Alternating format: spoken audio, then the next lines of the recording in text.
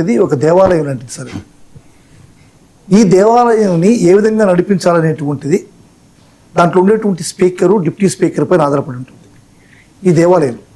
కానీ ఇప్పుడు ఈ దేవాలయాన్ని డిప్యూటీ స్పీకరు ఏ విధంగా నడిపిస్తున్నారో వాళ్ళ యొక్క పర్సనల్ జెండా ఏందనేటువంటిది ఆంధ్ర రాష్ట్రంలోని ప్రజలందరికీ తెలుసు, జగన్మోహన్ రెడ్డి గారికి తెలుసు, మీకు తెలుసు, నాకు తెలుసు. ఈరోజు సార్ జగన్మోహన్ రెడ్డి గారు పోయినాడు వచ్చేసినారు అంటున్నారు. జగన్మోహన్ రెడ్డి గారు ఈరోజు పోయి వచ్చేసిన దానివల్ల నష్టం వైఎస్ఆర్సీపీకి లేకుంటే టీడీపీకే అనేటువంటి విధంగా మీరు మాట్లాడడం జరుగుతుంది.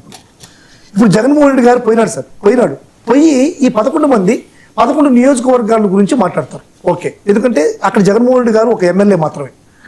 11 నియోజకవర్గాల గురించి మాట్లాడితే మిగతా 164 నియోజకవర్గాల గురించి ఎవరు మాట్లాడాలి? ప్రతిపక్ష నాయకులు ఉన్నారా దానికి? ఆ నియోజకవర్గాలకు మాట్లాడాలి. జగన్మోహన్ రెడ్డి గారు మాట్లాడకూడదా?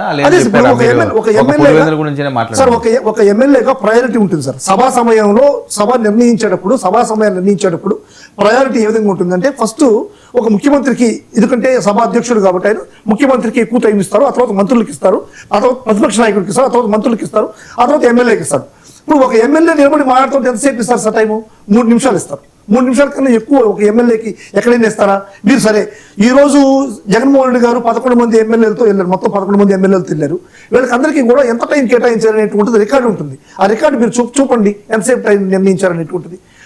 ఈ టైం నిర్ణయించినప్పుడు రాష్ట్రంలో ఉన్నటువంటి సమస్యలు ఎన్నున్నాయి, ఎన్ని సమస్యలు ఈ రోజు రాష్ట్రం కుట్టుమిట్టాడుతోంది, మీరు ఇచ్చిన హామీలు ఏమైనా నెరవేరుస్తున్నారా, లా అండ్ ఆర్డర్ ఎట్లుంది, వీటన్నిటి గురించి మాట్లాడడానికి ఒక సమయం ఖచ్చితంగా కావాలి. ఇంకోటి మీరు బాగా గమనించాలి సార్. ఫస్ట్ అసెంబ్లీ సమావేశమైనటువంటి ఫస్ట్ రోజుల్లో అచ్చెన్నాయుడు గారు ఒక మాట అన్నాడు.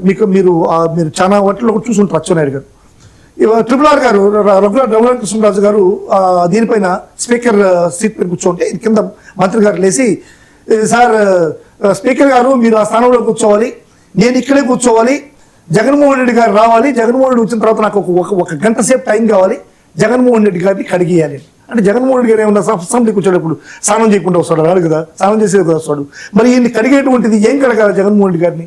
అంటే ఏ విధమైనటువంటి భావన ఆలోచన వాళ్ళకి ఉందంటే, వైఎస్ఆర్ కాంగ్రెస్ పార్టీ ఎమ్మెల్యేలు జగన్మోహన్ రెడ్డి గారు భయపడి రావట్లేదా? అదే సార్, ఇప్పుడు అంటే కాదు సార్, ఇప్పుడు ఆడ మీరు ఎన్ని కడిగినా సరే భయం అనేటువంటి జగన్మోహన్ రెడ్డి గారికి లేదు సార్. ఎందుకంటే సాక్షాత్తు మీకు తెలుసు జగన్మోహన్ రెడ్డి క్యారెక్టర్, జగన్మోహన్ రెడ్డి యొక్క ఫండా ఏందో మీకు తెలుసు.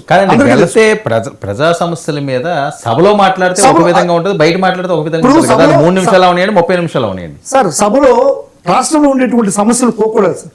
మీరు ఇప్పుడు గమనించారంటే లా అండ్ ఆర్డర్ ఏ విధంగా ఫెయిల్ అవుతోంది, ఏ విధంగా అక్రమ దాడులు జరుగుతున్నాయి, బాంబులతో కూడా దాడులు జరుగుతున్నాయి, అరెస్టులు జరుగుతున్నాయి. అదేవిధంగా వాళ్ళు ఇచ్చిన హామీల్ని, ఏ హామీలైనా నెరవేర్చిన హామీలు పూర్తిగా నెరవేర్చారా? ఎటువంటి హామీలు నెరవేర్చకుండా ఇప్పుడు అప్పులు తెస్తున్నారు, వాళ్ళకి ఇష్టం వచ్చిన ఇబ్బడిగా అప్పులు తెస్తున్నారు. సెల్ఫ్ ఫైనాన్స్ ప్రాజెక్ట్ అయినటువంటి ఈ అమరావతిని కూడా 46,000 కోట్లు అప్పులు ఇచ్చారు. 3,26,000 కోట్లు అప్పులు దాటిపోయాయి రాష్ట్రానికి. అదే సార్, అసెంబ్లీకి ఇవన్నీ మాట్లాడే టైం ఇస్తారా? ఇప్పుడు మాట్లాడిన టైం ఇవ్వనప్పుడు జగన్మోహన్ రెడ్డి గారు పోయి అలా చేసేది ఏంటి అంటున్నా. జగన్మోహన్ రెడ్డి గారు కానీ ఎమ్మెల్యేలు బయట వాళ్ళ వేదికలు కావాల్సిన వేదికలు ఉన్నాయి సార్. ప్రతిపక్ష పార్టీగా వైఎస్ఆర్ కాంగ్రెస్ పార్టీ ఈ రోజు పరిపూర్ణమైన ప్రతిపక్ష పార్టీగా ఈ రోజు పోషిస్తోంది క్యారెక్టర్. ఇప్పుడు ప్రతిపక్ష హోదా ఇవ్వు అని చెప్పి జగన్మోహన్ రెడ్డి గారు అంటున్నారు, మేము ఇవ్వలేకపోతున్నాము అని చెప్పి అంటున్నారు.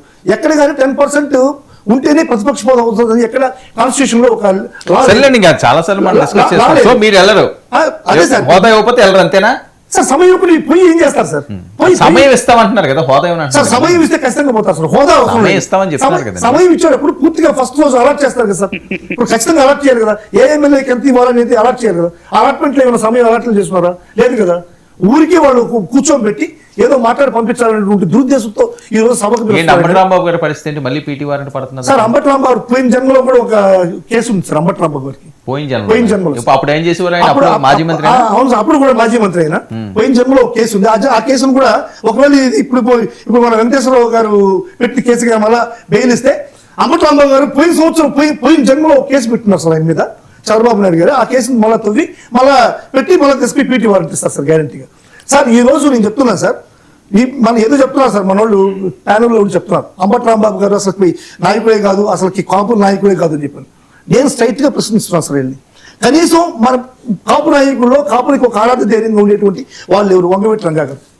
ఈ వంగవీటి రంగా గారిని కనీసం ఇప్పుడు మీరు కాపు నాయకుడు అనుకుంటున్నటువంటి పవన్ కళ్యాణ్ గారు ఒక్కరోజున చూసారా? ఒక్కరోజున మాట్లాడారా? ఆయనతో పంచుకున్నారా? ఆయనతో ఏదైనా ఐడియాలజీ షేర్ చేసుకున్నారా? అదే అంబటి రాంబాబు గారు రంగా గారికి శిష్యుడు సార్. రంగా గారి శిష్యుడిలో ఆయన రాజకీయ ప్రవేశం చేశాడు. ఆయనతో కూడా ఉన్నాడు. ఆయన సన్నిహితం, ఆయన భావజాలం ఉంది. రంగా గారి భావజాలం ఈరోజు అంబటి రాంబాబు గారు ఉంది. అంబటి రాంబాబు గారు ఉంటే ఖచ్చితంగా కాపుల ఒక ఉద్యమంలో కీలక పాత్ర వహిస్తారు. కాపులందరినీ కూడా వైఎస్ఆర్సీపీకి నిలబెట్టేటువంటి సత్తా, ధైర్యం అంబటి రాంబాబు గారు ఉండాలి. ముందేటువంటి ఒక దురుద్దేశంతో ఈరోజు చంద్రబాబు నాయుడు గారు దురుద్దేశంతో ఈరోజు అడగలుగుతున్నారు సార్ రాంబాబు గారిని. నేను ఒకటే ప్రశ్నిస్తున్నాను సార్, పవన్ కళ్యాణ్ గారిని కూడా నేను ఒకటే ప్రశ్నిస్తున్నాను సార్ మీ ద్వారా. కాపులకి చంద్రబాబు నాయుడు గారు ద్రోహి. నేను చెప్తాను, కాపుల ద్రోహి చంద్రబాబు నాయుడు గారు. ఏ విషయంలో మీరు ఏమైనా చెప్పండి. ఈ రోజు కూడా కాపు పార్టీ అని చెప్తున్నటువంటి పవన్ కళ్యాణ్ మాత్రం డెవలప్ చేస్తున్నాడు, కానీ ఆ పార్టీని అతపాతాలు తొక్కి పవన్ కళ్యాణ్ ఏక వ్యక్తిగా ఈరోజు ఏక కమిషన్ ఎట్టి పెట్టారు. ఏక వ్యక్తిగా చేసేటువంటి ఫందాలో ఈరోజు చంద్రబాబు నాయుడు గారు ముందుకు పోతున్నారు. పవన్ కళ్యాణ్ మాత్రం పెట్టేస్తున్నాడు. జనసేనకి తొక్కుతూ కాపులందరినీ కూడా అణచివేటువంటి కార్యక్రమం, వీళ్ళకి ఒక జెండా ఉండకూడదనేటువంటి కార్యక్రమం ముందుకు పోతున్నారు. ప్రసాద్ గారు, ఏంటి జగన్మోహన్ రెడ్డి గారు తీసుకున్న నిర్ణయం, తీసుకోబోతున్న నిర్ణయం?